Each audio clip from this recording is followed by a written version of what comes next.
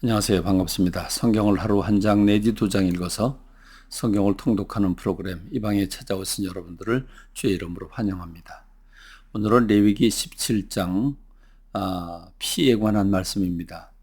하나님은 이스라엘 백성들에게 어떻게 제사 드릴 것인가, 예배 드릴 것인가, 예배를 통해서 주님과 우리와의 관계가 회복이 되고 행복한 신앙생활을 할 수 있을까, 하나님의 그 어마어마한 복을 받고 누릴 수 있을까를 말씀해 주셨고, 11장부터 17장까지는 성결법입니다.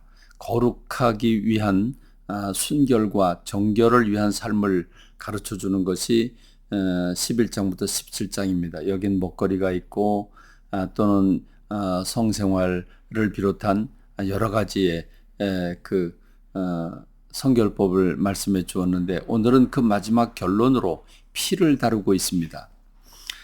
이 피를 다룬다.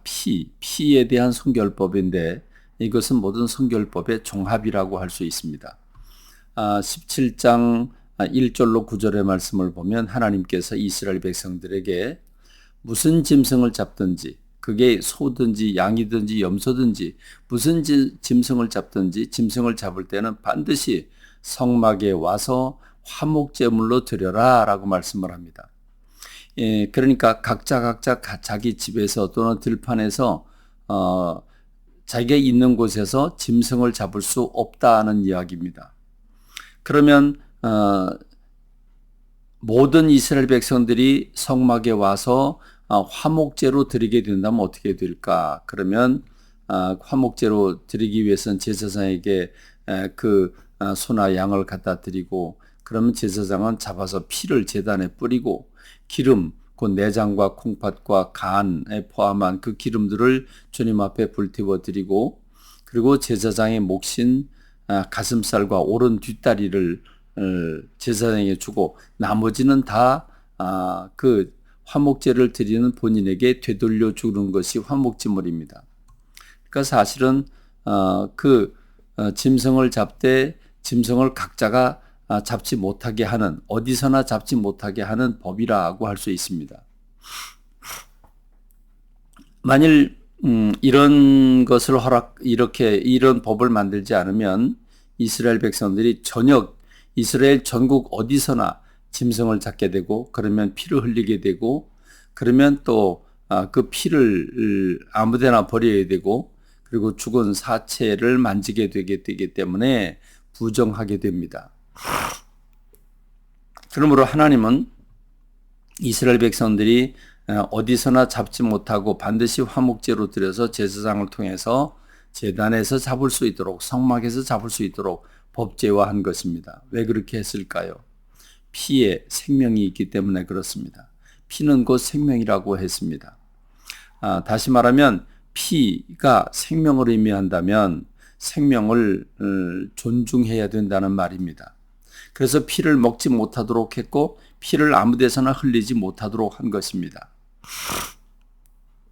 이 생명이 얼마나 존엄한가, 생명이 얼마나 귀한가, 소중한가 하는 것을 느끼게 해주는 장면입니다. 그 다음에 두 번째 큰 의미는 생명이 하나님께로부터 나왔습니다. 하나님이 생명을 창조하셨습니다. 생명의 주인이신 하나님, 그 하나님을 존중하라고 하는 것입니다. 아무 데서나 짐승을 죽이는 것이 아니라 반드시 하나님 앞에 성막에 와서 하나님 앞에 드릴 건 드리고 자기가 고기 먹고 싶은 거 가지고 가는, 그래서 생명의 주인이신 하나님을 존중하라고 하는 그 의미가 숨어져 있습니다. 그리고 가장 큰 세 번째는 그 짐승이 내 대신 죽어서, 내가 흘려야 할 피를 짐승이 흘려주고 내가 죽어야 할 내 생명을 짐승이 대신 죽어서 내 죄를 대신합니다. 죄의 값은 사망이기 때문에 반드시 죽음을 통해서만 죄사함의 길을 얻을 수 있는데, 나 대신 짐승이 죽어서 그래서 내가 구원을 받게 됩니다. 그러므로 내 죄를 짐승이 대신 피를 흘려서 내 생명을 구원하고 한다면 이 대속의 의미가 있기 때문에 이 피를 아무 데서나 흘려서는 안 되고 이 피를 사람이 먹어서는 안 됩니다. 그래서 하나님이 피를 먹지 못하도록 하신 것입니다. 그러니까 두 가지죠. 아무 데서나 잡지 못하게 했습니다. 반드시 제단에 와서 잡도록 했습니다. 두 번째는 피를 먹지 못하도록 했습니다. 피는 생명이기 때문에 생명을 먹어서는 안 되는 거죠. 생명을 존중해야 됩니다.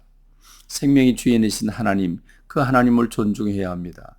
그리고 내 죄를 속해주는 피이기 때문에 그 피는 사람이 먹어서는 안 되는 것입니다. 이것은 무엇을 의미합니까?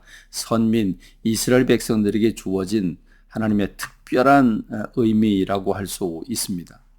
그렇습니다. 이스라엘 백성들이 하나님으로부터 받은 바 거룩한 하나님의 백성이라고 하는 하나님의 백성이니 하나님의 백성은 하나님이 거룩하시기 때문에 이스라엘 백성들도 거룩해야 되는 것입니다. 그래서 하나님은 15절로 16절의 말씀을 보면 죽은 것을 먹지 말라고 말씀하십니다. 만일 죽은 것을 먹었으면 그건 부정하다고 말씀하고 옷을 빨지 않거나 몸을 씻지 않으면 그러면 죄가 된다고 말씀하고 있습니다. 피는 정결의 극치입니다. 거룩함의 핵심입니다.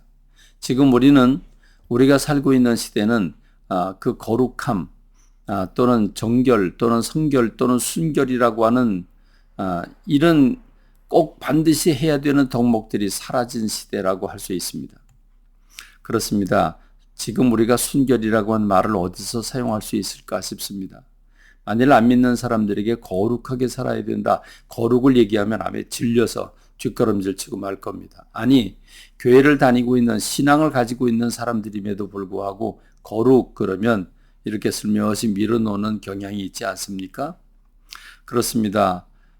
우리가 강단에서 또는 삶의 현장에서 순결과 거룩과 또는 구별과 성별 또는 정결하게 사는 것, 거룩이라고 하는 단어를 우리가 얼마나 소중히 여기고 있습니까?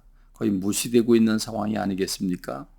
물질주의가 팽배하고 인본주의가 사로잡고 쾌락주의가 사로잡아서 이게 우선이 되기 때문에 거룩함은 뒤로 밀려나는 것이 오늘 우리가 사는 시점입니다. 그러므로 선과 악의 구분도 모호해졌고 거룩과 성결은 저 먼 나라 이야기처럼 되어버린 이 시대에 하나님께서 이 레위기를 통해서 우리에게 정결하게 살아야 된다, 순결하게 살아야 된다, 거룩해야 된다고 하는 것을 가르쳐주고 있는 그 종결이 바로 피입니다. 오늘 이렇게 피를 가르쳐 주시는 주님의 말씀을 받고 우리의 삶에서 거룩과 순결을 추구하는 저와 여러분이 되기를 바랍니다. 감사합니다. 말씀 맺겠습니다.